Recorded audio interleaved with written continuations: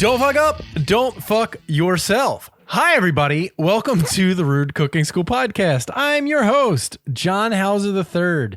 And with me, as usual, is a man who has a very lovely... what kind of burger is that behind you? Have you used that picture before? It's the burger from the movie, John. From what movie? That movie that we reviewed. Oh, right. Oh, right. From the menu. The menu. Yeah. I was about to say it looks really good. Where do I know it from? That's why. It's a good looking burger. Hi, I'm Evan the Mayor. Hi. Sorry, stepped on you there. You know actually what kind of throws me off about that burger? It looks very sloppy and disgusting. That pickle at the bottom that's like halfway off the bun. Oh yeah, it is kind of squeezing out there. Yeah, it kind of blends in with the fries that are next to it, but it's trying to sneak away from all that cheese. Trying to get out of that fucking dumb movie. Actually, I kind of like that movie. It wasn't bad. I didn't. My agent didn't approve this scene. I didn't know there'd be nudity. You're like, oh god, sorry, pickle. The pickle's just running away. Fuck. And then gets shot by the bodyguards, the security staff. Stupid pickle thought you could get away hiding in the fucking hen house. How have you been? Been chilling. Yeah. For reals, yeah. I mean, we saw each other this past Saturday at the old brewery. We did. The church-based brewery. And since then, I've just been sitting around working. I went to the office for the first time in a month because my foot is better. Oh, that's good. Yeah, I can drive my car now. Nice. So that's nice. But yeah, just sitting around. Food-wise, we just ordered Orient Express, the finest Szechuan food in Baltimore City. What did you get? I forget the name, the Chinese verb, adjective, noun that gets attached to this noodle dish, but it's basically dan dan noodles with, instead of beef, it's pork, and it's a little spicier than your standard dan dan. I think I've had that, or maybe I've gotten the cold version. Right. Yeah, these are warm and very oily. Yeah. So I only ate like a quarter of it because I'm like, that's a lot of oil. I think I'm gonna lay off the oil for now. Yeah, that's the one thing that's very oily with the Szechuan peppercorn oil. But I will tell you what. The last time I got them, I got one of their aromatic bowls, which is just chock full of Szechuan goodness, a lot of oil. However, whatever you don't eat, you just gingerly pick out piece by piece, whatever solid, whatever. And you make an instant ramen and throw it in there. Boom. Szechuan broth. It is amazing. It's so good and so spicy and so aromatic. Yeah. I think I got like a tendon something last time I ordered from there. It was fucking awesome. I appreciate the tendon. Like, right. I really like that sort of chewiness and flavor. I'm not a huge fan of the tendons. It's got to be, it's got to be cooked to a certain point. Yeah. And other than that, I made some brisket tacos the other night because we have about 6 pounds of frozen brisket from whatever that, Hannah's Jewish, that thing. Jesus. Aren't you guys getting married? I don't have them memorized. Oh, man. Passover? Yeah, whatever. Well, actually, ironically, we made the brisket for Easter. Oh, okay. Because we went to my mom's and ate that there. And yeah, that's basically all we've had this week is some leftover Mexican, some Chinese, and some brisket tacos. Beer. Yeah, brisket tacos. Delightful. And what did you say? Beer? Beer. Lots of beer. Oh, yes. Okay. I haven't had a beer since last Saturday when we went to a brewery. Really? Not since then? Yeah, huh? No, I've actually, so that's the second time in basically a month and a half I've had beer. I've really laid off the beer. So I'm trying to just not. It's bad for your gout condition. Well, I don't have gout, but I'm just trying to lay off of it. But you're always walking around in those brown orthopedic shoes. They're really stylish. That's why they remind me of Yeezys. So the reason we weren't on last week was because I was very overwhelmed, and I was gonna do an episode with my wife because we got remarried. We did a recommitment ceremony on Saturday, and so we had a small gathering at the Observatory Pagoda at Patterson Park by where I live, and had a small ceremony with less than 20 people, less than 15 people probably. And then from there, we took some pictures, just me and Leanna. And then we went and met, friends and family, much more, like about 60, at the brewery, the Ministry of Brewing. And a good time was had by Hall. It was really, really awesome. Yeah, it's nice. It's a nice spot, especially because it's in the middle of the city. It's not like, you don't have to take a bus to get there. Huge amount of space. All the equipment is tucked back there where priests should be. Yeah. Yeah. And I don't know. Everything we had was pretty tasty. I don't think there was a stinker among them. I pretty much stayed on the wit of Wolf Street, which was a 5.3 Belgian wit beer, which was going down really, really well. I switched to oatmeal stout shortly before we left. Really? And we left. We were gone pretty early. Because of the rain? Is that why? That and I forget why else. I think I was just I was a little concerned about my foot at that point because I've been walking around in that dumbass boot and the boot, it's good for your stability in terms of your foot, but it's not comfortable to walk around in. Did you have it on at the thing? I didn't even notice it. Oh, well, good. No, I didn't even notice it. Anyway, we left early and then proceeded to get shit-faced at home. Nice. Just, on our own. Sure. Ordered some pizza and some chicken parm. Nice. That's awesome. Yeah. I'm trying to figure out what else I had. I think I might have had, because I only had the two beers. I had the Wit of Wolf Street and then the 754, their West Coast IPA. That's what I ended on. And it was nice, and we had it catered like a giant charcuterie spread by Four Corners Cuisine. It was a very handsome. Yeah, shout out to Johanna, who I asked people on the Rude Facebook group, like, does anybody know people that put together charcuterie boards? And Johanna, who's a member of the group, was like, I do. So she worked me up a price. It was fucking a great price. She showed me the kind of stuff she does, and I was like, yes, I want that. And it was a good spread. It was lots of meat, lots of cheese. There were some dolmas I saw. Some grape leaves. Yes, those are the dolmas. Oh, my bad. Lots of dips. There's nuts. It was really. There was a suckling pig. Yeah, I wish. No, I wish that'd have been rad. All of a sudden, I'm like, wait, what? Well, okay. But that was really nice, and I didn't even realize it. I think it was the next morning. I was like, hey, okay. So I'm looking at some pictures now that she had taken. So yeah, there was like hot honey, and she had like some sauces. She had a dip, lots of cheese. Lots of, pepperoni, salami, that kind of thing, some fruit. But at one point, it all disappeared because, most of it had gotten eaten and then it disappeared. And I was like, who? Because your reservation had ended. Well, the staff just came by and threw it all away.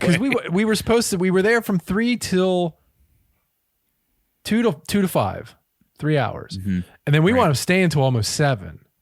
Wow. Well, a little bit because we had dinner at 7, so like 6:30. We had to rush into the hotel and then go to our dinner reservations. But we hung around, just did stuff, but it disappeared, and I was like, "Oh shit, are we gonna have to go back and get that or whatever?" So I contacted Johanna, and she was like, "No, it was me. I just snuck in, behind everybody, grabbed all the stuff and left." And I was like, "You should have said hi." And she's like, "It's my job to be invisible. It's okay." And I was like, "Well." You know what was distracting about being at that brewery? We were me and you were the only ones that talking about it. Well, that's not true because a friend of mine was talking about it and his wife had never seen one of the movies. Oh yeah, we were watching nothing but Indiana Jones on the TV the entire time. I'm sitting like a football yard away from this TV, and I'm like, Indiana Jones is on. Time he's fighting a Nazi in the plane. Yeah. It's funny because I was joking with Leanne about it, and she was like, "What are you talking about?" She's like, "I didn't even notice." I was like, "There's a difference between you and me." Yeah, I didn't even remember. I apparently it had been a long time since I'd seen Raiders, and did not remember that there is a like random submarine scene in that movie. Oh yeah. That's a really weird scene where like they're all like, "Yay, you made it!" and he gives them like the thing, but then it starts going down, and you're like, "How's he gonna live?" But then you see him go into the sub. Because apparently they just don't close the sub. I think so. They just don't close the sub. How did he open that hatch? I have no idea. They're just bad submariners. Submariners. Yeah, it was really weird. But yeah, the food was great. The company was better. We had a really good time. The beer was awesome. Everyone liked the beer, and I was really worried my mother and my aunt weren't going to like the beer because they're old school and only drink, Miller Lite or Coors. Billy beer. Or Michelob Ultra. Schlitz. Yeah, not that. But like they went up there and they were worried and they were kind of intimidated. And this was before we got there. So they had to go do it themselves instead of us being like, okay, we'll just go up and get you something. But they were like, look, this is what we drink. Do you got anything close? And the lady was like, I got you. And gave them a beer and they were like, this is awesome. And then they proceeded to drink like 1,000 of them. It was really funny. Wow. My father-in-law underestimated how powerful the beers were really. And that was really fun watching him walk out of the place.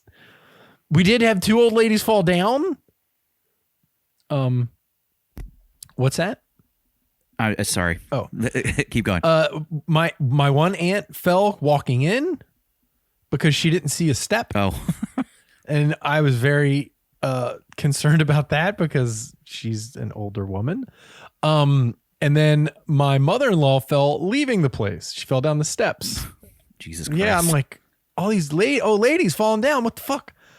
Take the ramp. Yeah, Jesus. Here's a skateboard. Go. But they had pop some ollies. Did you get any of the food truck food? No. We were going to get the air quote hot dog meal. Because we were looking online at the menu and it said hot dog meal and it had a picture of 2 hot dogs for $7. And I was like, well, okay, I could go for some hot dogs. And Hannah went out and talked to the person and they were like, oh yeah, it's just a 1/4 pound hot dog. Oh, well, that's like, nah, no thanks. No. Not a meal. No thanks, Camden Yards. You're not going to trick me again. Hot dog. Well, the people I know that got the food from the food truck really liked it. I don't remember. I never even got the name of the food truck. So, yeah, I wish I could remember the name of it, but it was very basic. It was like Baltimore Eats or something like that. Or Maryland Taste. After that, we went to our hotel, the Pendry, which is really nice. And oh yeah, that's very, we never would have been able fancy to afford that place if we didn't know someone who works within that system and got us a deal. Did you get in the infinity pool? No, we would never have made it to the infinity pool by the time we got there, and then ate and drank at the bar at the thing, and it was nappy time by the time we got done dinner. I think they were a little put off by us because we came in a little tipsy and then left even more tipsy. Right. But we took we took our time eating, and it wasn't like they were the only thing I would say. Okay, so the restaurant's called the Wreck Pier Chop House. The only thing I would say that was bad about it was that, so our server came up and we were like, okay, we'll just order some cocktails. And then another server came up and was like, do you need any help? We're like, no, we're good. And then another server came up, and then a sommelier came up and we're like, no, we're good. And then we finally ordered appetizers, and then the sommelier came back and we were like, okay, well, we know what, wine we want for when you've already brought it. I'm sorry, we're not finished our drinks or our foods come for it was that kind of thing. Mm-hmm. They were just a little too efficient, I guess.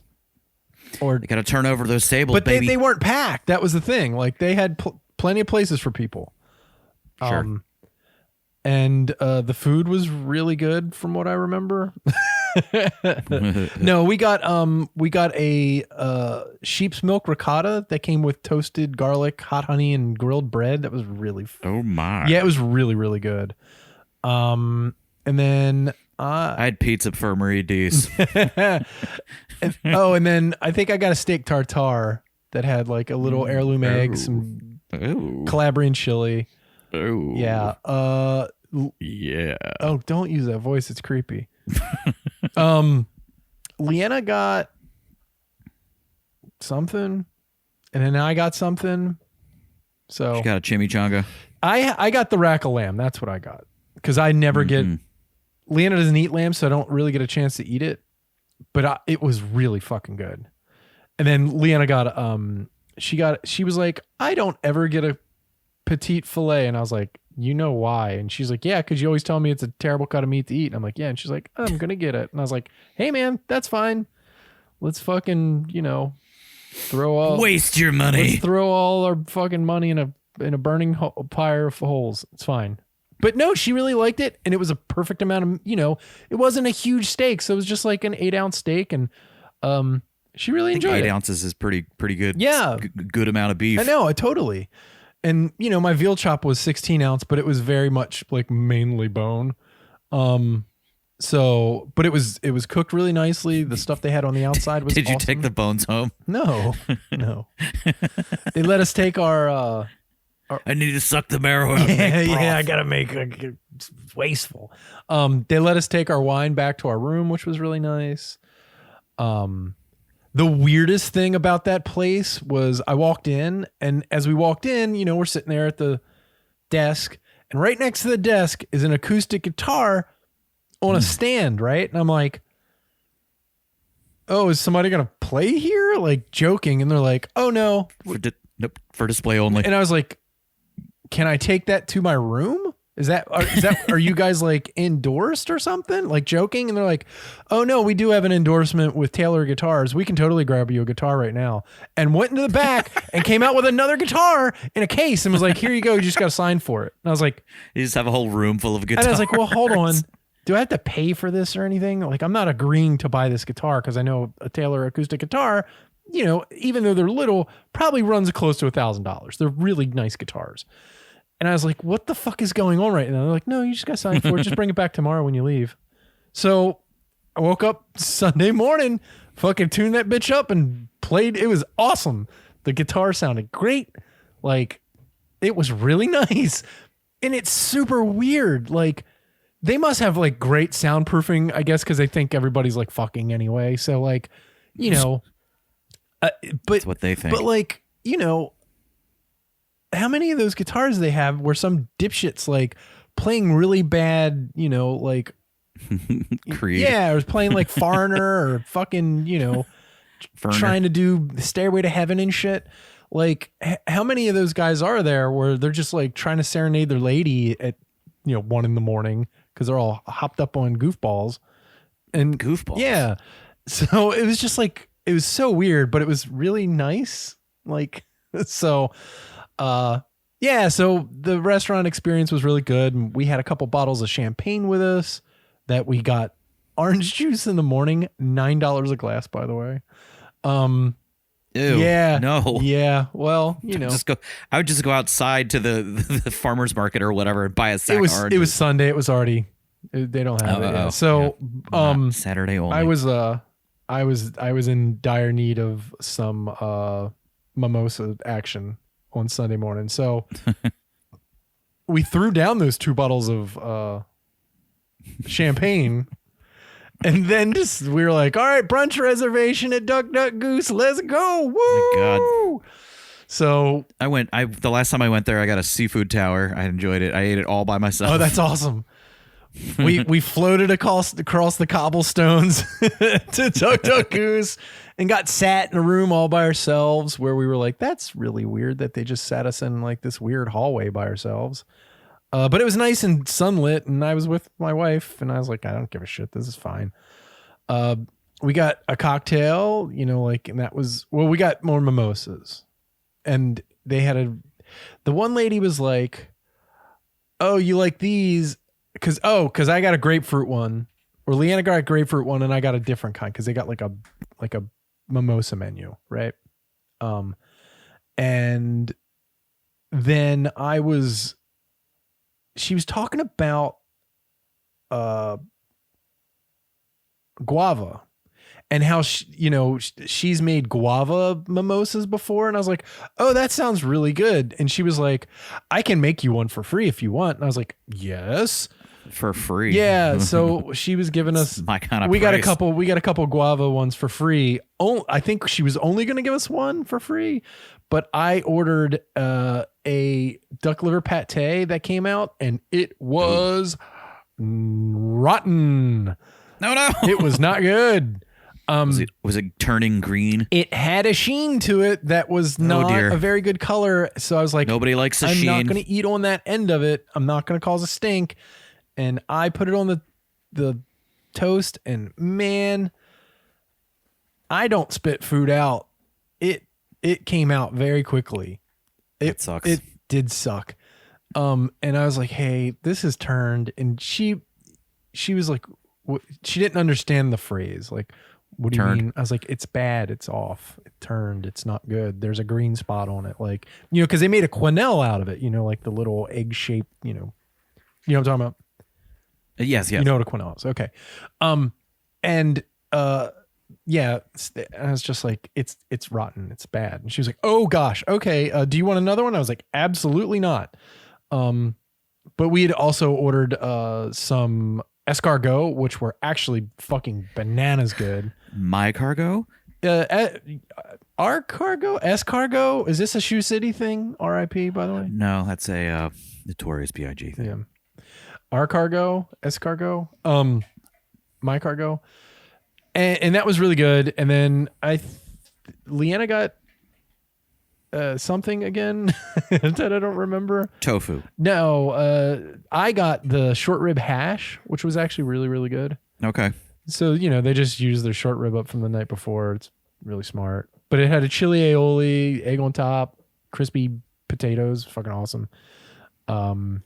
I think Leanna got the rolled French omelet, which was stuffed with goat cheese and had a frisee salad on the side. And she was like, I might be in love. I need to learn how to make French omelets. And I was like, we have a French omelet pan. And she was like, we do? Yeah. So don't you just like bake it? No. You roll it. So you do the omelet and you get it to where it's like kind of set on the bottom, but it's really light. You don't brown them at all. It's a really low heat, but a lot of butter. And then you edge the pan like on an angle and you kind of roll it on itself. So it's really creamy in the middle. So the heat from the bottom part rolls into the middle part. But you don't even I don't know if I've seen videos of this, but you don't even like put it on the burner. You just put it in the oven at low heat. No. You slide it off. You do it on a burner. Got it. Yeah. But it's really light and it's really creamy. And then it had the fucking goat cheese inside of it. It was really, really good. And then it's just topped. Sounds pretty good. It's just topped traditionally with like some chopped chives. But it was good. I mean, the food was great. The service was awesome. I will go back there. I just, that. Yeah, we went sat near the front, near the windows, and it was a lovely little time. Yeah. So, and then I took a nap and then woke up and made a giant dinner because I took off Monday. So I was like, fuck it. I could just drink beer. Well, Smart. drink wine and hang out. And I made a couple steaks and I have a request for your Facebook group. I'm going to Scotland at the end of July. Okay. What should I eat? Where at in Scotland? I don't know. Oh, okay. I'll have to get more details and then I'll let you know. I was just at Scotland. I can tell you a couple places. Okay. Yeah. Well, depends. I was in a city in Scotland. So, but yeah, I made tomato, like roasted tomatoes and a big thing of tomato. I was really feeling tomatoes, by the way. Tomatoes. I did like a rice pilaf with tomatoes and Yummy. That was really good. And then steak. It was just grill them up night. Everybody had fun. It was good. Then I woke up the next day and realized I'd made 18 gallons of tomato rice. So oh yeah, yesterday was let's put those into burritos. And I made 8 burritos, and still Leanna is making stuffed peppers tonight.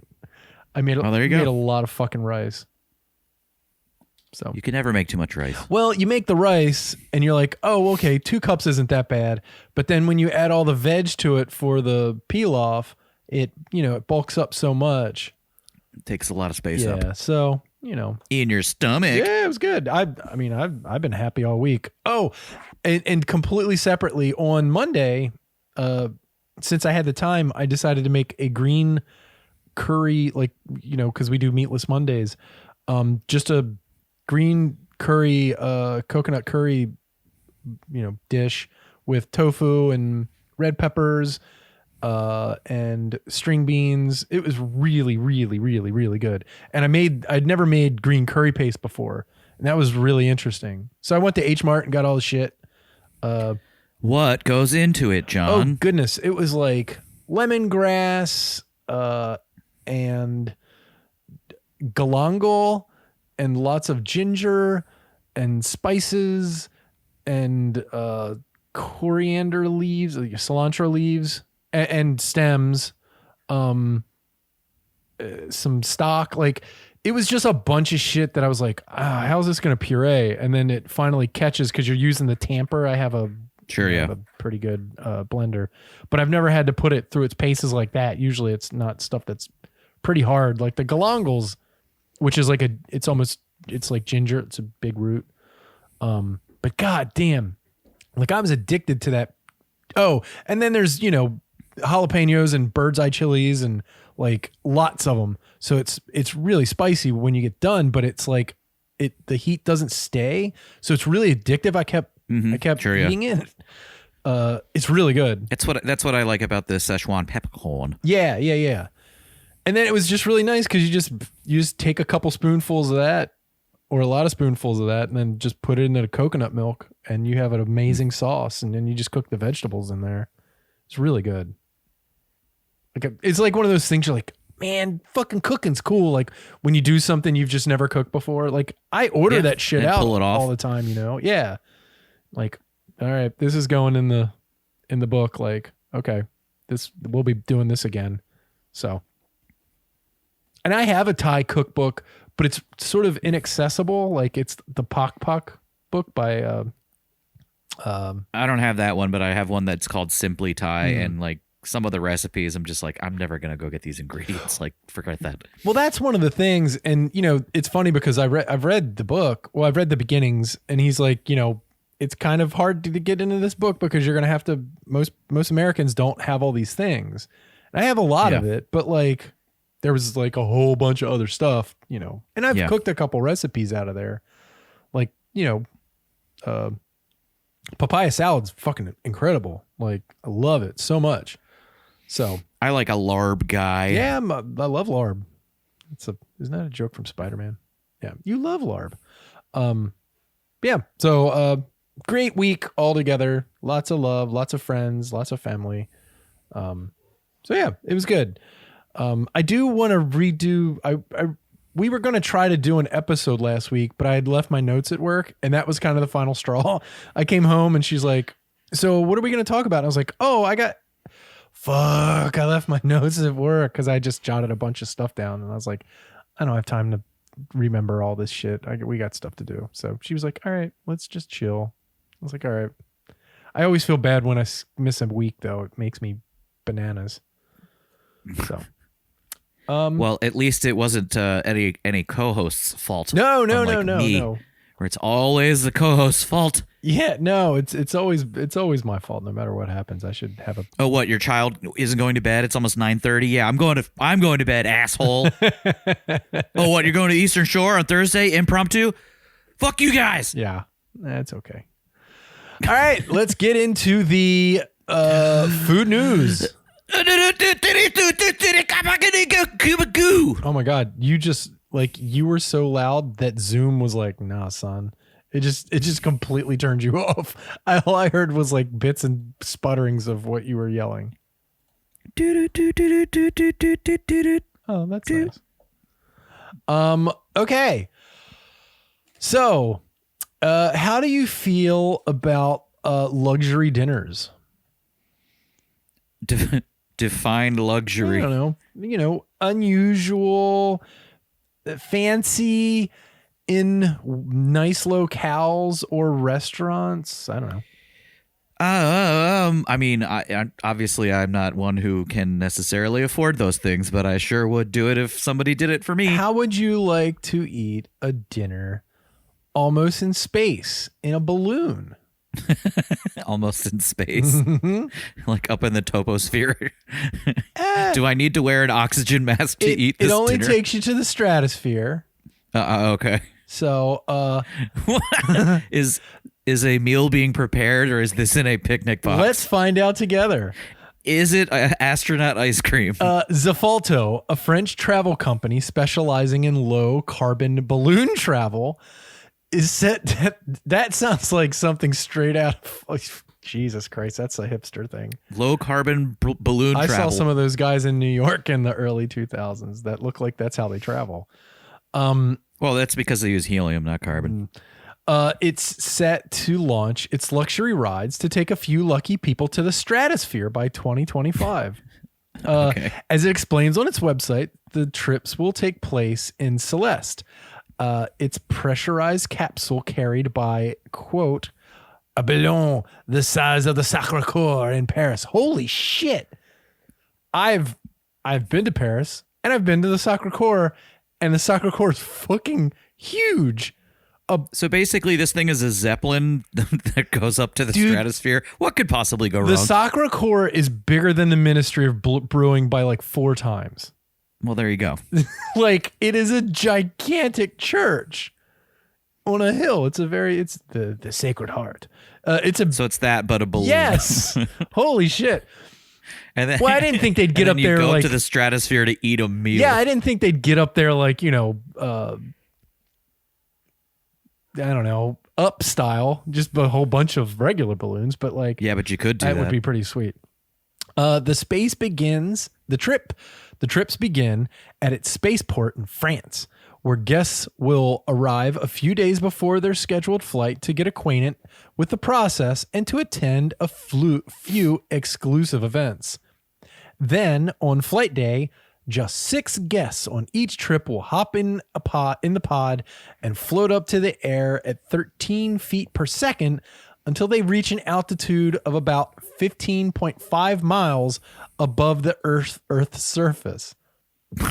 And that's the height Vincent Ferré d'Asti, the founder of Zafalto, told Bloomberg was entirely on purpose. Quote, "We chose 15.5 miles high because it is the altitude where you are in the darkness of space with 98% of the atmosphere below you, so you can enjoy the curvature of the Earth in the blue line." While eating a baguette. Yeah, he said, quote, "You are in the darkness of space, but without the zero gravity experience," unquote. Cool. Yeah, the entire journey lasts about 6 hours, including a 90-minute ascent and a 3 hours floating in the air before descent. They're like, the descent only takes 20 seconds because we blow that bitch up. No, that 3 hour meal, that 3 hours includes meals by French chefs and guided wine tasting by the onboard sommelier, so guests can savor a few French varietals like they've never had. Do you think before. you get drunk quicker up in the I stratosphere? bet. Yeah, totally. It's like that's pressurized, but you're pressurized the higher you, or it's lack of pressure, right? I don't know. Yeah, the lower you go, the more pressure you get. The higher you get, there's no pressure. I don't know. And it's all set in the interior, designed by Joseph Durand, who also designed the Lulu and Monsieur Bleu and the Balmain and Givenchy stores in Paris. So let's play a game. Okay. How much do you think this costs? $35,000 Per person. Let's say per person. $15,000. $132,000 per person. Cool. Yeah. I didn't need that house out in the country. But here's the balloons come with Wi-Fi. Cool. What you get 15.5 miles up in the air, And then like you can see the curvature of the earth, and then you're just sitting there eating your food. I bet for a fraction of this price tag, I could just set up a fake ride where you get into this orb-like thing and it simulates you going up into the air. Yeah, and right. Then there's screens that surround you, and it's just the curvature of the earth and like some interesting lighting going on, and you would not be able to tell the difference. I would prefer that at all. I guarantee it. I would prefer that.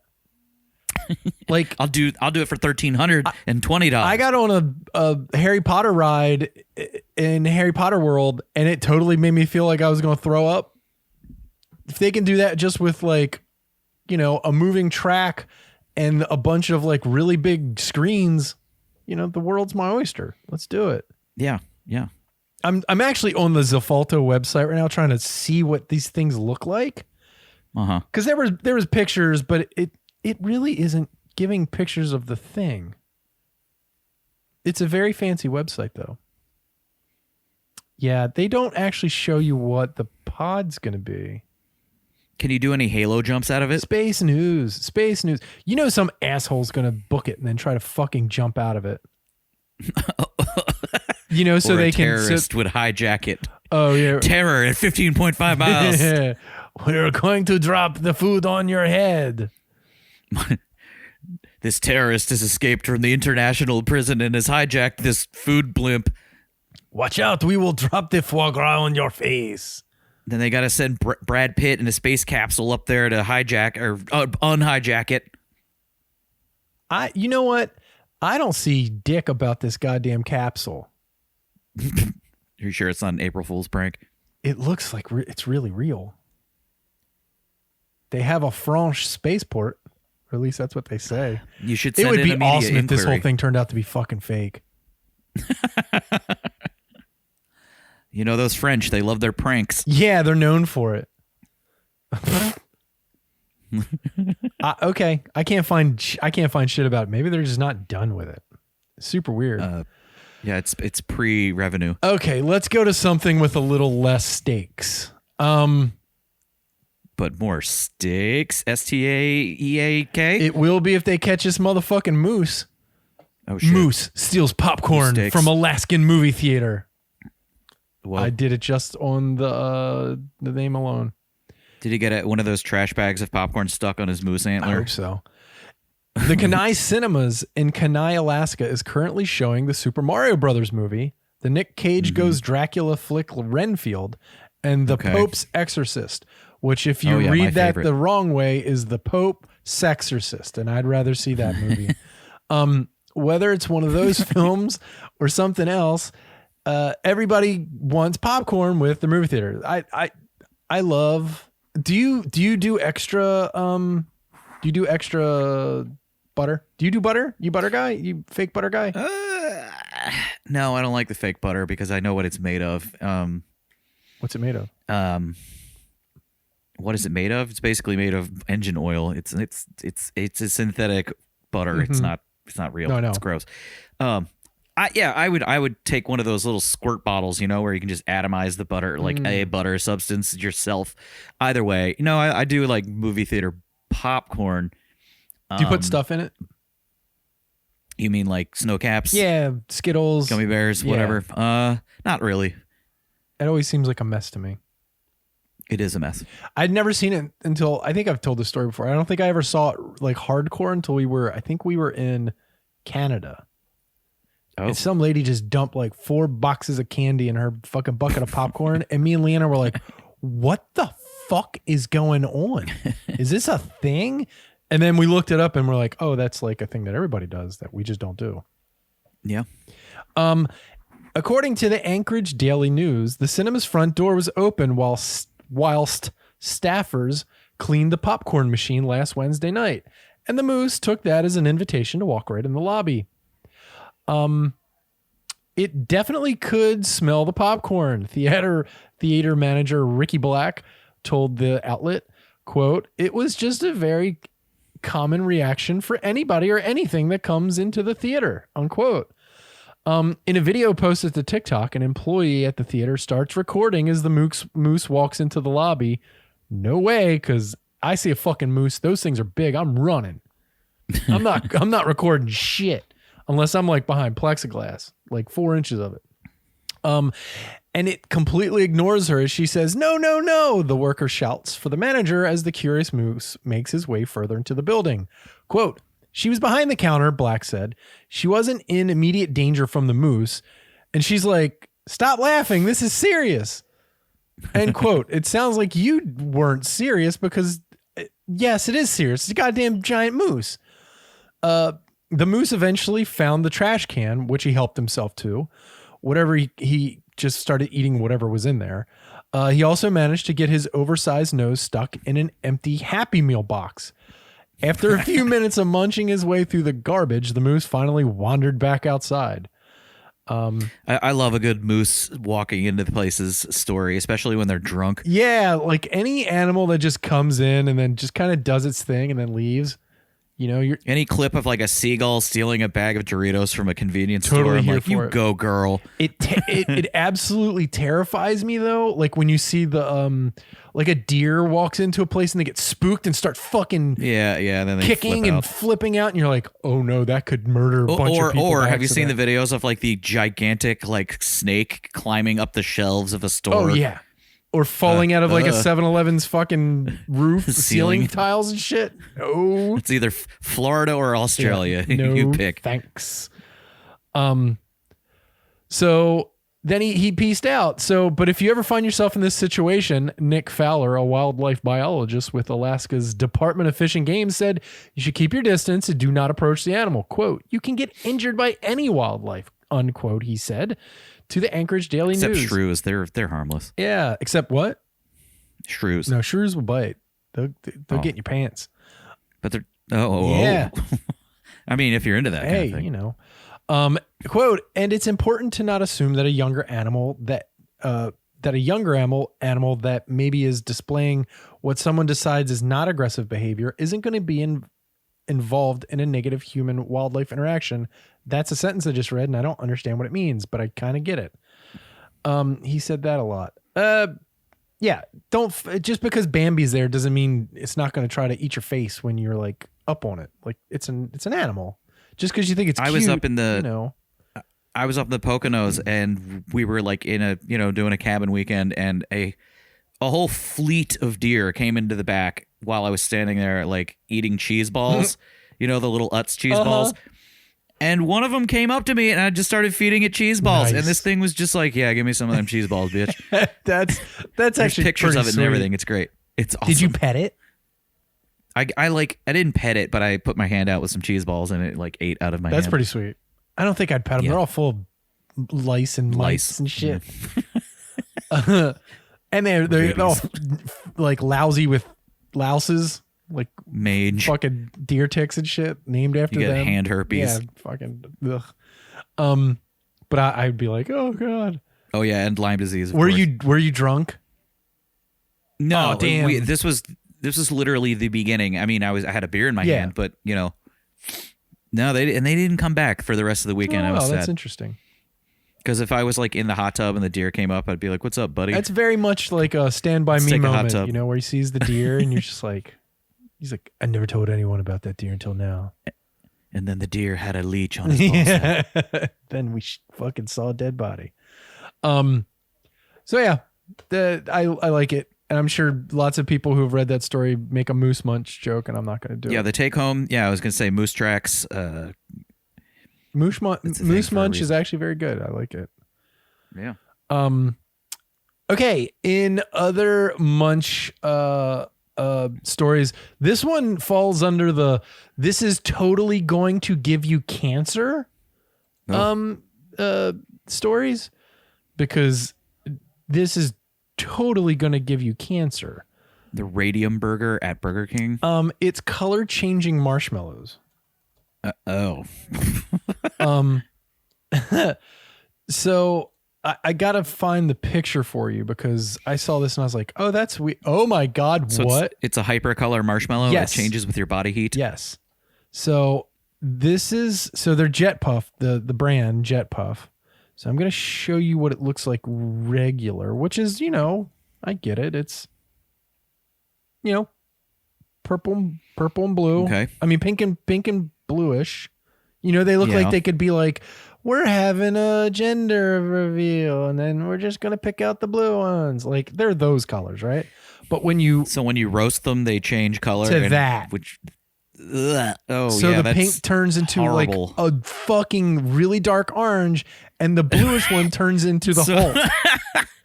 So instead of it being like a black char, it's a green char. Yeah, I'm assuming you're supposed. What kind of phosphorus chemical did they put in there? I'm assuming you're supposed to toast these like a nerd and actually try to toast it instead of just burning it up the way God intended. Yeah. Because that's the only way. Yeah, we you should actually eat it. put pure lithium in here, and it changes color when you light it on fire.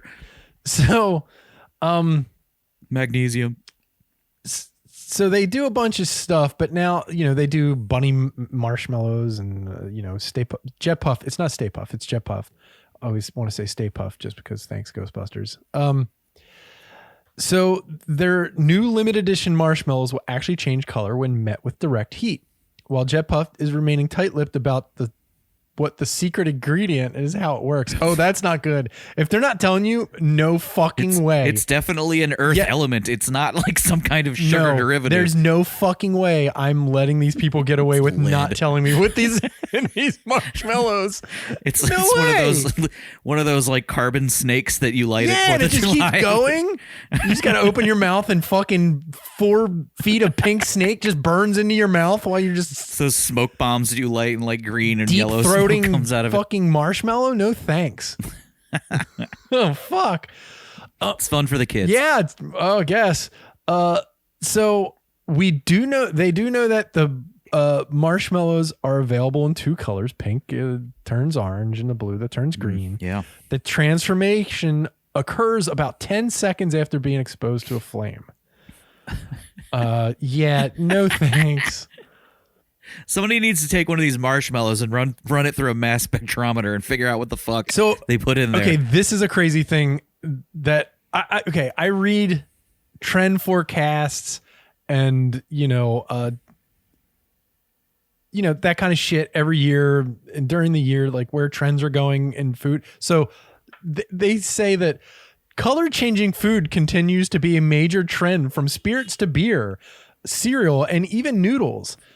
That is no, false. That's not true. This is the first thing I've ever heard. Quote, with color, like even sparkle food was around for like a hot second, but it did not last. It was like a week and a half. Yes. Until everyone was like, why are we eating fucking glitter and shitting glittery turds? Quote, with color changing foods and beverages on the rise, we knew this was a trend we could lean into and introduce to campfires across the country, just in time for those summer night s'mores. Quote, unquote. Megan Summerdike of the Jet Puff team said, quote, Summerdike, as the brand who is here to puff up any moment, we're always looking for new and exciting ways to bring fluffy, puffy marshmallows to our fans. And that was written by ChatGPT. Yeah, you're not going to live through that. Well, now all we need is color changing graham crackers and color changing chocolate. Yeah. And then you got, oh God, $2.99 a bag. Isn't that like the normal rate? For it sounds about right. But it's unusual because it's such a gimmicky thing. Like you think they'd, I can't believe that they haven't made like the ultimate hot marshmallow challenge and it's like super habanero, spicy ghost pepper marshmallow. You would think so. I think the problem with those is like they fill you up so much.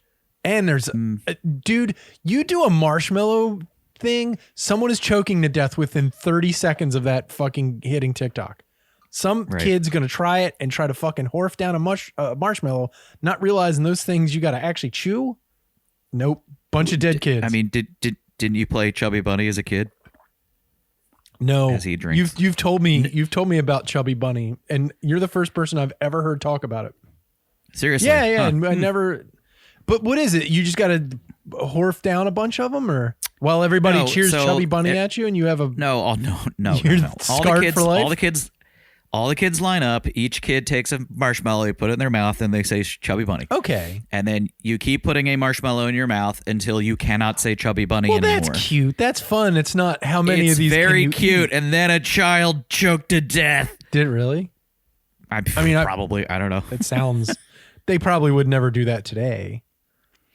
I don't think For any choking summer camps fears. are doing Chubby Yeah. Bunny that much anymore. Can't call people chubby. Or like the slap game, or what else? The hard boiled egg challenge Poke them with the knife. knifey pokey. Yeah, forky spoony. I've seen you play forky spoony before. It's knifey spoony. Knifey John. spoony. Sorry. Oh yeah, that's not a knife. You're right. Yeah. See, you play forky spoony before. Yeah. I don't know. Let's not let the kids hear about a marshmallow challenge, because then they'll be Oh no, definitely next time I come over to your house, I'm bringing a bag of marshmallows. We're all playing Chubby Bunny. Sweet. I'm gonna let Crosby lose. He would love it. He probably would. I mean, it's very funny. Yeah. Our last story. How do you feel about the champagne of beers? High Life, Miller Yes. High Life. Have you ever had a Dr. Pepper shooter shot? Yes. It's where you take amaretto and you dump it into a Miller High Life, Yes. and it tastes just like Dr. Pepper. I have had that. I'm a big fan. A lot of the old school bars that I go to have the little ponies of High Life, and you get a bucket of them for like $8. It's wonderful. It's just delightful. Okay. It tastes no better or worse to me than any other pasteurized beer product. Yeah, I'm not a fan. I'll drink them, but I always thought they tasted weird. They taste like old people beer. I don't know what that means. Yeah, yes, like that and like Michelob. Because it was actually one of the first like marketed beers. So when Miller High Life debuted on the market 120 years ago, it was one of the first beers that people could buy already bottled. According to Molson Coors, early 20th century beer drinkers had to buy their favorite brews directly from the bar, and they'd have to take it home by the bucketful. That sounds in a bucket. awesome. Yeah, I've heard all old heads in Baltimore Yeah. talking about that when they were kids. Right. And that's a really weird way to drink, but I kind of Via like bucket. it. It's It's terrible. Hey, should we put like a lid on this bucket? No. Nope. I'll Put a spout on the Can you bottom? put No. a straw in that motherfucker? You're just walking with a. Can I wear it like a hat? Yes. But that's where the term "a bucket of suds" comes from, right? Like That's right. yeah. That's right. Yeah. Since Miller High Life came in a much more elegant package, the company decided to make the containers look like miniature champagne bottles and use clear glass to show off its contents, because normally they come in brown bottles, so it doesn't degrade. That's true. It is a nice, attractive It bottle really with an is. attractive golden label. Yeah, with the nice the lady on the moon. It's really Lady on the It's moon. really great packaging. I've seen a lot of tattoos of that. At one point, the bottles even had an ornate foil wrapper around the neck to make each bottle appear more elegant. So the company started referring to High Life as the champagne of bottled beers in 1906, and then dropped the bottle part of that slogan in 1969 to become the champagne of beers. Nice. Despite printing those 4 words on its labels for well over a century, it seemed to take Belgian customs by surprise when a shipment of Miller High Life was received at the port of Antwerp. According to a joint statement. What is? Do you see where this is going?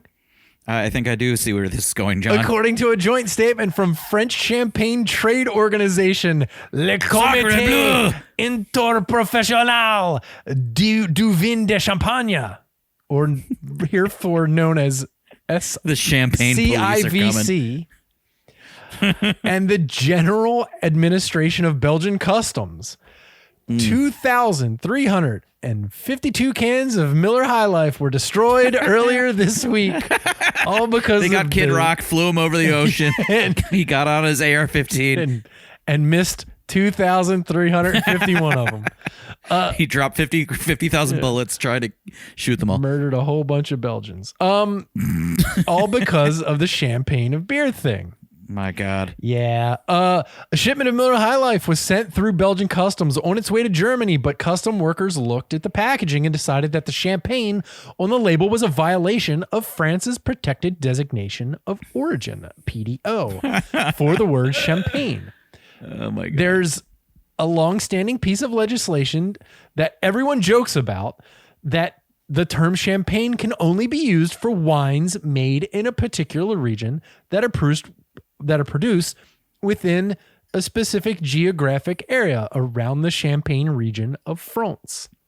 Because of that PDO, the Comité Champagne was alerted about the Miller High Life label, and it ordered the Belgian authorities to destroy all 2,352 cans of beer. The beer was demolished in Ypres, Belgium earlier this week. Quote, with the utmost respect for the environmental concerns, by ensuring that each entire batch, both contents and the container, were recycled in an environmentally friendly, responsible manner. End okay, quote. Great. The German company that was expecting the delivery was informed of the beer's fate and did not try to contest the Comité's champagne. Couldn't they just take like a Sharpie and just put over champagne so it just says beer? Yeah.